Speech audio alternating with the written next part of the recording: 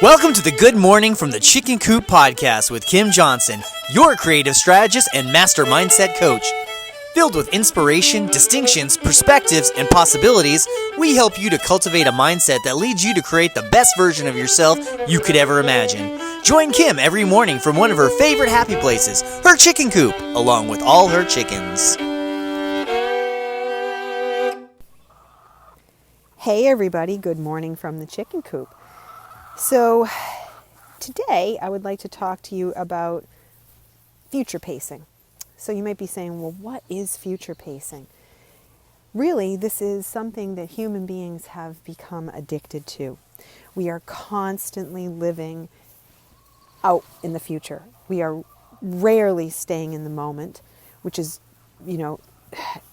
beautiful and tragic all at the same time.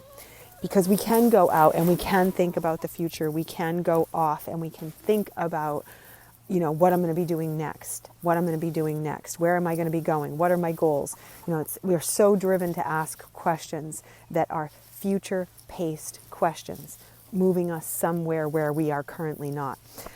The challenge with that, though, is it robs us of the experience of being in the moment. It robs us of being where we currently are.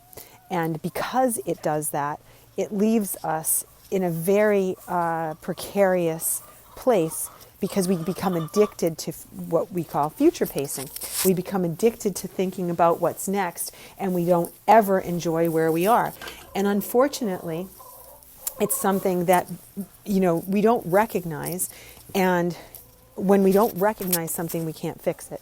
So we just become very accustomed to constantly thinking about that part of it, constantly thinking about, the future and not what's happening in the moment, because the moment might be boring or the moment might seem that we can't get control of it, or we don't like the moment. More often than not, we just don't like the moments we are currently in. Therefore, we want to get out of them as quickly as possible. So it's easy to go future pace, imagination, moving into another place.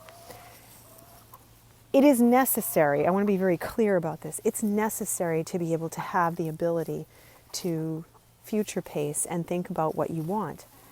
Where it becomes toxic is when it becomes the only place we want to go. And we're never enjoying where we are. So I'm going to give you an example. So I coach quite a few business people. And when they are working on something and they are focused on whatever their plan is for the year, or they're focused on growing their business or their deals. Let's say they have a big deal that's coming through, and there's a process in most of this. It doesn't all happen instantaneously. It's like it's layered. So you have step 1, step 2, whatever the business is, it doesn't matter. There's many steps to the final of it all taking place. And often, when they'll have something closed, they'll have a very big thing, I'll say to them, okay, did you celebrate your win? And they will say, well, not really. It took so long to get here. I kind of was already on to the next thing. I was already thinking about the next deal. So the challenge you have with that is when you don't celebrate each step, when you don't acknowledge each step in the process, you become that future pacer, that one that's always on to something next, and you don't go into a state of gratitude for the steps along the way.